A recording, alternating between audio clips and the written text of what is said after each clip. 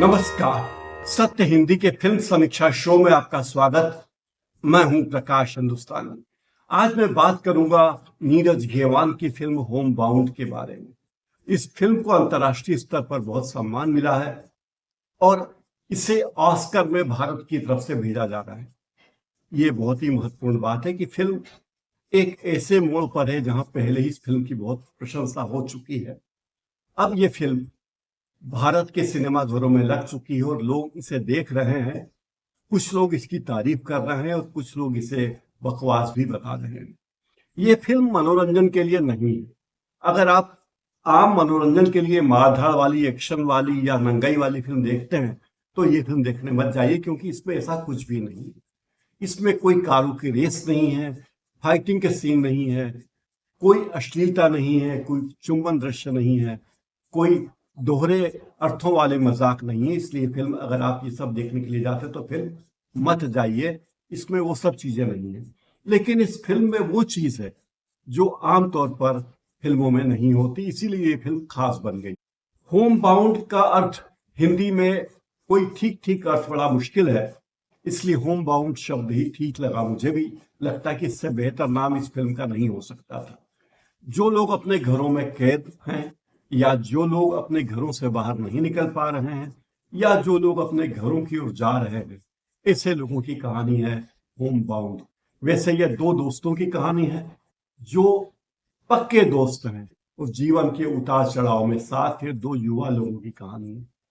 इस जेन जी के दो युवा ऐसे हैं जिनका ख्वाब है पुलिस में भर्ती होना, किसी भी तरह कांस्टेबल की नौकरी पा जाना, क्योंकि दोनों ही उस पिछड़े और वंचित तबके के हैं जिनके लिए पुलिस की नौकरी, पुलिस की वर्दी एक ऐसा प्रतीक है जो उन्हें सम्मान देगा और पैसा देगा, और वो उसी के लिए बेचैन है। लेकिन जब वो देखते हैं कि 3,500 नौकरियों के लिए 25 लाख लोग आवेदन करते हैं, उनकी भर्ती के लिए जिस तरह की मारधाड़ मस्ती है, परीक्षा में बैठना ही अपने आप में युद्ध जीतने जैसा है। ऐसे मौके पे वे दोनों दोस्त किस तरह अपने अधिकारों के लिए लड़ते हैं, संघर्ष करते हैं और अंत में अपनी मंजिल तक पहुंचते हैं, पहुंच पाते हैं या नहीं पहुंच पाते, यही कहानी इस फिल्म में है। वैसे ये दो दोस्तों की कहानी है। एक दोस्त अल्पसंख्यक समुदाय के हैं और दूसरे दोस्त दलित समुदाय के हैं। फिल्म की एक हीरोइन भी है, वो भी दलित समुदाय से ताल्लुक रखती है, लेकिन हीरोइन का काम नाम मात्र का है। हीरोइन से ज्यादा बड़ा रोल तो दोनों कलाकारों, दोनों पुरुष पात्रों के, दोनों दोस्तों के माता पिता का है, और ये कहानी उस परिवार की इर्द गिर्द घूमती है। फिल्म की शुरुआत का आधा भाग तो उस दोस्ती की बुनियाद को बताने में ही खर्च हो जाता है। फिल्म कई बार डिप्रेशन में ले जाती है दर्शक। लगता है कि अरे, जो चीजें आप रोज देखते हैं, रोज आप धर्म के नाम पर, जाति के नाम पर तनाव देखते हैं, उपेक्षा देखते हैं, वही अगर सिनेमा के पर्दे पर भी उतर आए तो उसे क्या देखना। लेकिन मध्यांतर के बाद फिल्म की कहानी एक ऐसा मोड़ ले लेती है और कोविड-19 से जूझ रहे देश के लोगों की कहानी बयां करती है। उसी वक्त दोनों दोस्तों की असलियत उजागर होती है, दोनों दोस्तों का सच्चा प्यार उजागर होता है, और ये कहानी एक दोस्ती की कहानी हो जाती है। उन मजलूमों की कहानी हो जाती है जिनके लिए अपना देश लौटना, यानी अपने घर लौटना ही एक बहुत बड़ी चुनौती होती है। उन्हें न्याय के लिए संघर्ष करना पड़ता है, डंडे खाने पड़ते हैं, और कोई उनकी पूछ परख नहीं करता। फिल्म के कुछ डायलॉग तो इतने मारक हैं कि सीधे आपके दिल पर वार करते हैं। जैसे, जब लोग मुझसे सरनेम पूछते हैं और मैं सरनेम बताता हूं तो लोग दूर हो जाते हैं, और अगर मैं सरनेम छुपाता हूं तो अपने आप से दूर हो जाते हैं। ये एक दलित युवक की व्यथा है जो इस फिल्म में एक डायलॉग के माध्यम से कही गई है। एक और डायलॉग है, सपने तो हम सभी देखते हैं, लेकिन कुछ लोगों के लिए ही सपने आसान होते हैं, सपनों तक पहुंच पाते हैं। कुछ लोगों के लिए सपने देखना भी बड़ा मुश्किल है। एक और डायलॉग है, लॉकडाउन ने सबको घर भेजा, पर हमारा घर तो कहीं था ही नहीं, हम कहां पहुंचे। बहुत ही मार्मिक संवाद इस फिल्म में है। जात पीछा नहीं छोड़ती भाई, तू कितना भी भाग, वो पीछे पीछे आती है। हमारे जैसे लोग सड़कों पर चलते हैं और दुनिया की नजरों में हम ही सड़क हैं, हम ही सड़क हैं। बड़ा ही मार्मिक संवाद इस फिल्म में है। जब दो दोस्तों में बहस होती है तो एक दोस्त कहता है कि तू मेरा दोस्त है पर तेरे सपने मुझसे बड़े क्यों हैं? तू पढ़ाई का ख्वाब देखता है, तू ग्रेजुएट होने का ख्वाब देखता है, तेरे सपने मुझसे भी बड़े हैं। और एक और डायलॉग है जिसमें एक मजबूर आदमी की स्थिति बताई जाती है जो कहता है कि अपने घर पर मुंडेर पर रखे हुए गमले को देखकर टेलीफोन कॉल करना भी एक तरह की विलासिता है। ये भी हर आदमी नहीं कर सकता।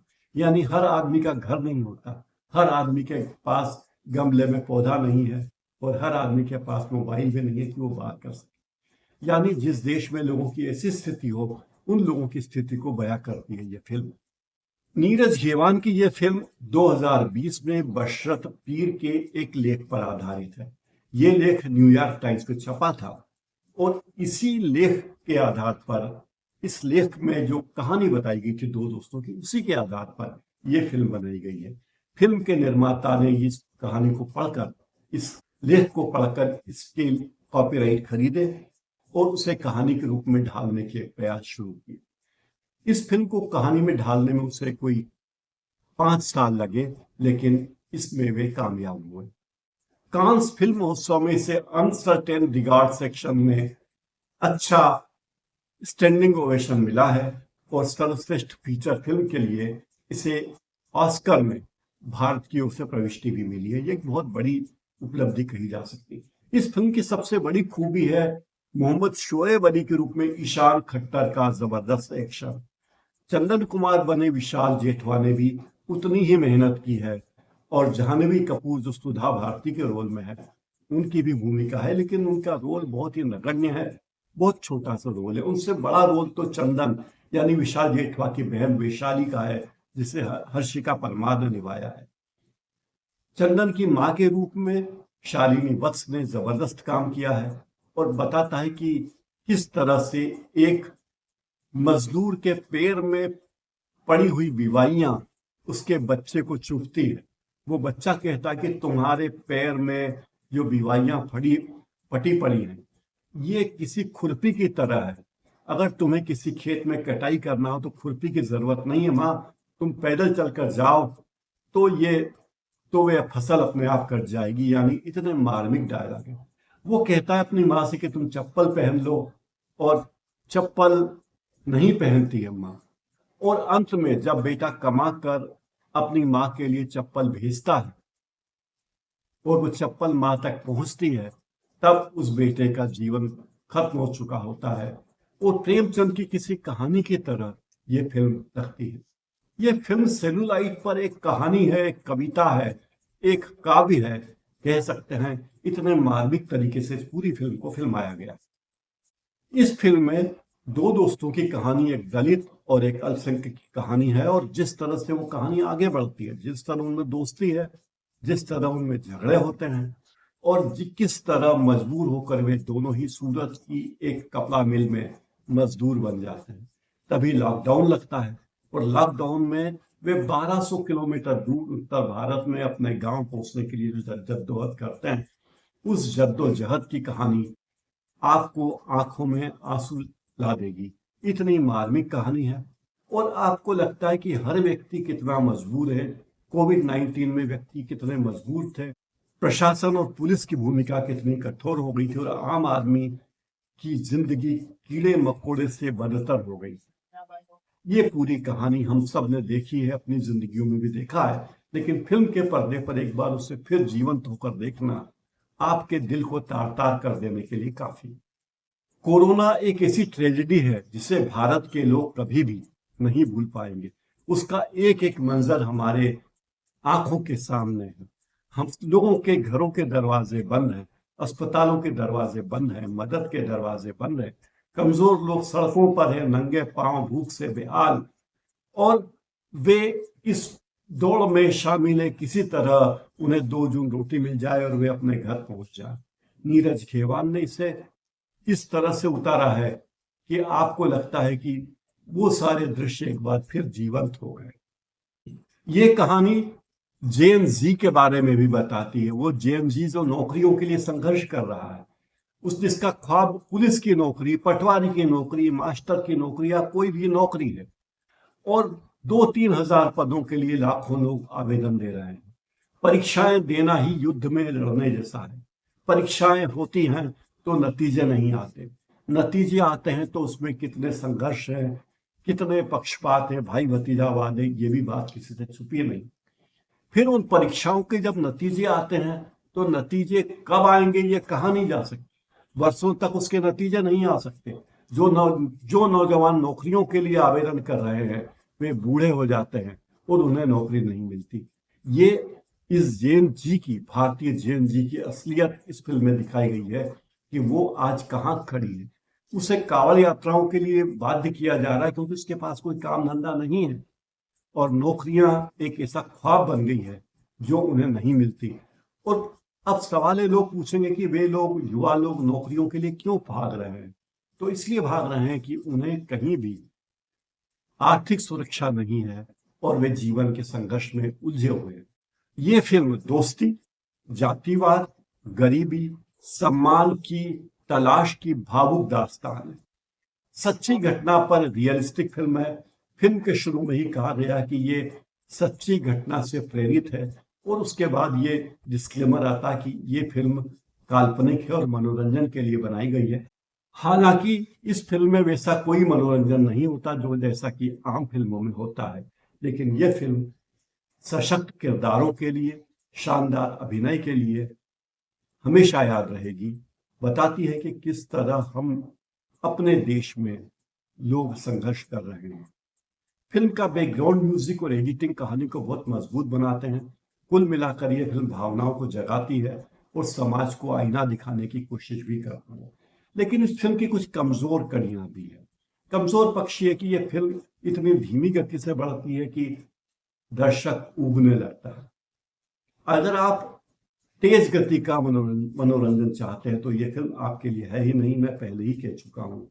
ये मनोरंजन इस फिल्म का विलोम शब्द है। फिल्म की गति इतनी धीमी है कि अंत तक पहुंचने में 2 घंटे 2 मिनट का समय लग जाता है, जो दर्शकों को काफी लंबा लगता है। इस फिल्म का उद्देश्य दर्शकों का मनोरंजन करना नहीं है। कई लोग कहेंगे कि इस फिल्म का मनोरंजन फिल्म समीक्षकों के लिए फिल्म बनाना है या अवार्ड जीतने के लिए फिल्म बनाना है, कह सकते हैं, लेकिन इसका उद्देश्य दर्शकों को सोचने पर मजबूर कर देता है। ये एक ऐसी फिल्म है जिसमें कमर्शियल टच कम है और सामाजिक सच्चाई पर फोकस ज्यादा है। ये फिल्म दर्शकों को जोड़ती भी है और महामारी के दर्द को की याद दिलाती है और बताती है कि हम कितने संघर्षों से बचकर यहाँ तक पहुंचे। ईशान खट्टर ने बता दिया है कि वो वाकई बहुत जबरदस्त एक्टर है। ईशान खट्टर और जाह्नवी कपूर इसके पहले धड़क 2 में आ चुके हैं और धड़क में जिस तरह के रोल थे उसी तरह की मिलती जुलती कहानी है, लेकिन धड़क से आगे की कहानी है। इसमें दोनों प्रेमी प्रेमियों का मिलन नहीं होता, कहानी एक अलग मोड़ पर जाती है और वो आपके दिल को छू जाती है। इस फिल्म में प्रतीक शाह ने जबरदस्त सिनेमाटोग्राफी की है। गांव की गलियां हों या बारिश का कीचड़, खाली सड़कें हों या पैदल घर को जाते हुए मजदूर, सब ऐसा लगता है कि आप अपनी आंखों से वो सब देख रहे हैं और अपने जिगर पर महसूस कर रहे हैं। इस फिल्म में दोस्ती का जश्न है, समाज की सच्चाई है, धार्मिक उन्माद की झलक है, जातिवाद का दर्श इसमें है और एक आम दर्शक के लिए आंखों में आंसू। आपको ये फिल्म देखनी चाहिए अगर आप सार्थक सिनेमा देखना चाहते हैं तो, लेकिन मनोरंजन के लिए अगर आप फिल्में देखना चाहते हैं तो आप ये फिल्म ना देखें। आज मेरे इस कार्यक्रम में इतना ही। बहुत बहुत धन्यवाद।